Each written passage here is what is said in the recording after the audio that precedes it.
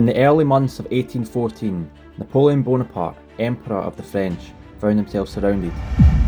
Coalition forces pressed in from every direction, driven by years of war and a determination to bring France to its knees.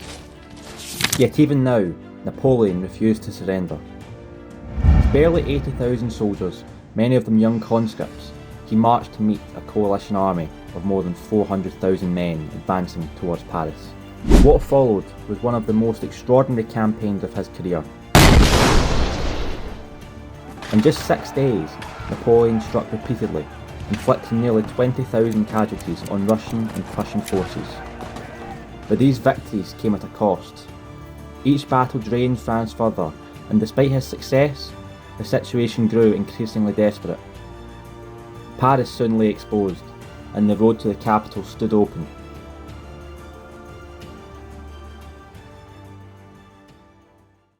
It was at this point, on the 6th of April 1814, at the Chateau de Fontainebleau, that Napoleon's marshals confronted him. Marshal Ney spoke first. Blunt and unyielding, he told the Emperor that the army would no longer march. "Sire," he warned, "the army will follow its generals, but the generals will no longer follow you." Upon hearing this, Napoleon sprang up from his armchair. Instinctively, he outlined a new campaign. He paced the room, speaking rapidly, confidence returning as he described yet another plan to save the empire. But his words fell on deaf ears. The marshals' minds were made up. "You are deserting me!" Napoleon exclaimed. Silence followed. Then Marshal MacDonald broke it. Calmly, he warned that further resistance could plunge France into civil war. Napoleon froze.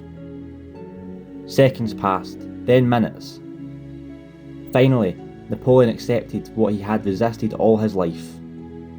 Not defeat in battle, but abandonment.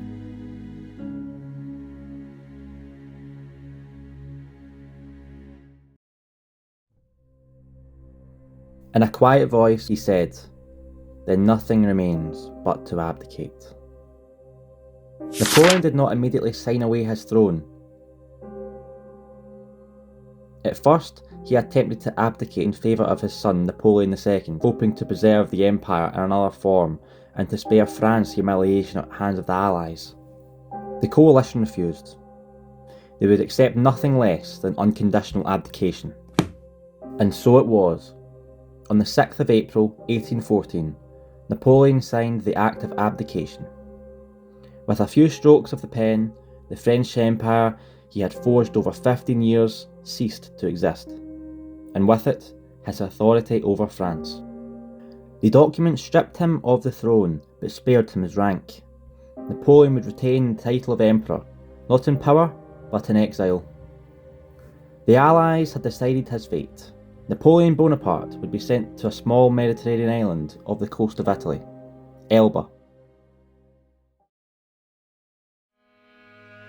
But before he left France, before exile, before silence, one final moment remained.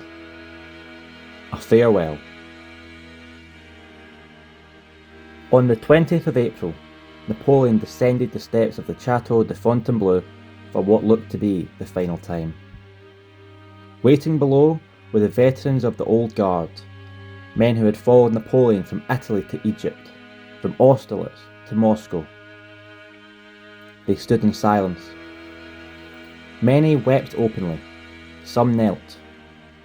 These were soldiers who had endured 15 years of war, and who now watched the end of the world they had built with him. Napoleon addressed them briefly.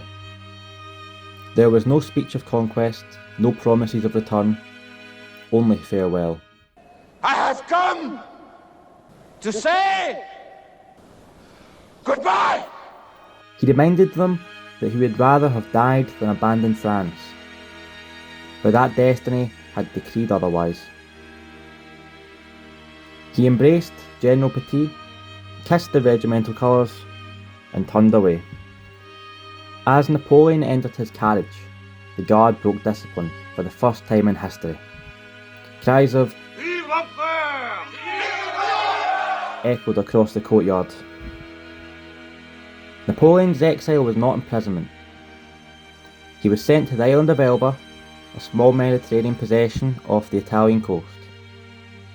Though removed from France, he was allowed to retain the title of emperor and rule the island as its sovereign. He was granted a small guard, a modest navy and a pension. This was a compromise designed to remove him from power without turning him into a martyr. Across Europe, there was relief.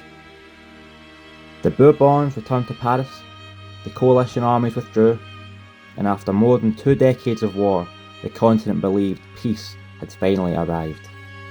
To many, Napoleon seemed finished. A fallen emperor confined to a quiet island.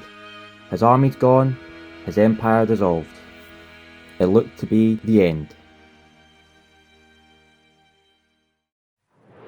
But the little corporal had one last fight in him.